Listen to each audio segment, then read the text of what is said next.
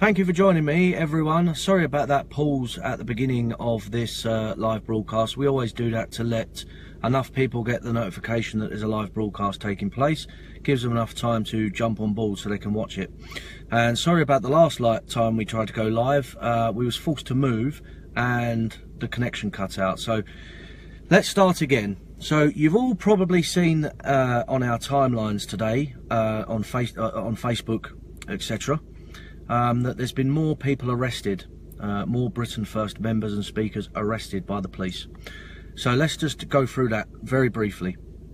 So all the way back in August, there was a rally that took place in the city of Belfast. It was a rally against terrorism, not against Islam or immigration or anything else that's contentious. It was a rally against terrorism because Britain, obviously London and Manchester had been suffering some horrible terror attacks. So an elected Belfast city councillor invited 4 speakers over from the mainland to speak at this independent rally against terrorism in Belfast. So the rally took place. It was a great success. It made the news. There was 150 people present. It went very well. Some good speeches by all the speakers that came over. So there was myself and Deputy Leader Jada Franson and 2 of our new speakers, Paul Rimmer and John Banksy. We all went over there, no problems. The rally was a success. We all went home and we thought nothing else of it. You've probably all seen the speeches from that day, or at least. So following on from that, 2 months later, or maybe 3 months later, I can't actually remember the date, I was accompanying Jada to a London police station where we have to sign on every Saturday these stupid bail conditions that have been forced on us by the police. So we went to the police station and we signed on, and we was swooped on by a group of detectives that were sent over at great expense by the police in Belfast. Their job was to seize Jada and cart her off back to Belfast to face interrogation, and she ended up being charged. Now, once she was arrested, they took her by car all the way up to Liverpool, which took hours and hours and hours, and then they did an overnight ferry from Liverpool all the way to Belfast. So she was travelling for, you know, almost 24 hours to try and get to Belfast under police custody. It was an absolutely outrageous waste of money and police time, just for someone who's a politician making a speech in supposedly a free city. So Jada was the first one to be arrested. It caused an international furore. The publicity went all around the world, and then a couple of weeks later, Donald Trump got wind of what had happened to Jada, and he decided to retweet her 3 times on the trot, which again caused an international furore. And I remember the point when Britain First and Jada was being accused of, you know, causing a diplomatic incident between the British and American governments. I mean, you couldn't make it up. And then a week after that or so, we got another phone call from John Banksy, who said that his house up north of England had been raided by the police from Belfast. They raided his house and tried to arrest him. Luckily enough, he wasn't there. And then we went over to Belfast a couple of weeks back. Well, no, it was about a week ago. Went over to Belfast because Jada again was in court for a kind of she was in court for a bail hearing, and I was seized and arrested and taken to Musgrave police station in Belfast before the hearing took place. When the hearing did finally finish, the police swooped on Jada and arrested her as well. We was both arrested in the same day. Now, I was given bail conditions, and those bail conditions say I can't go anywhere near a demonstration or protest within 500 metres anywhere in Belfast. Fine, whatever. Jada, the police actually tried to send Jada to prison straight away. And then yesterday morning we find out that the other speaker at the event, so that's 3 speakers out of 4 that have been harassed by the police in some way, shape or form. 2 of us have been charged, me and Jada. They're still looking for Banksy. He wasn't in when they raided him. So yesterday they swooped in the very early hours on the other speaker, Paul Rimmer. They arrested him, flew him from Liverpool all over to Belfast, interrogated him, charged him, and then flew him back to Liverpool just for making a speech. And so that's all 4 speakers at that event, at the rally against terrorism in Belfast, have all been arrested, have all been charged, apart from Banksy, of course.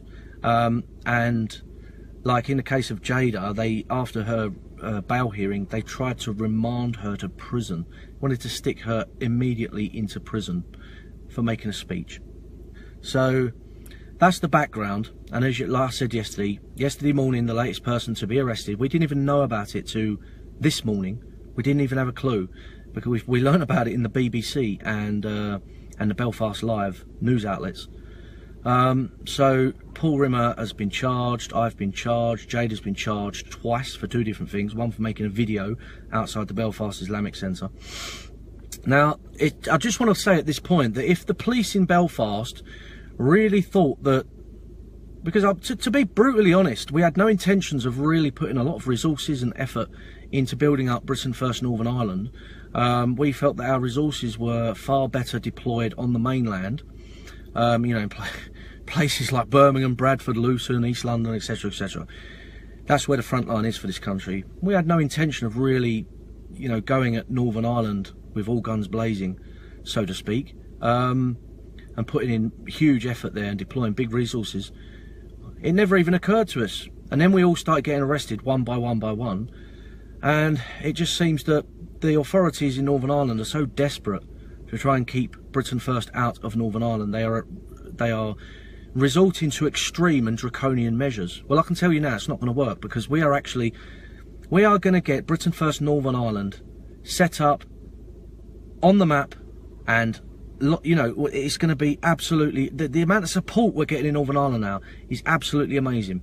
It's unbelievable. Walking down the street, we've been in all the newspapers. It's just amazing, the amount of support.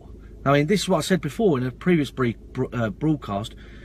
The PSNI and the establishment over there, rotten to the core, actually, they're creating their own monster. And because we are going to go hammer and tong now in Northern Ireland, get a political party set up, get an office set up, full-time staff. We're going to contest elections. We're going to hold protest demos.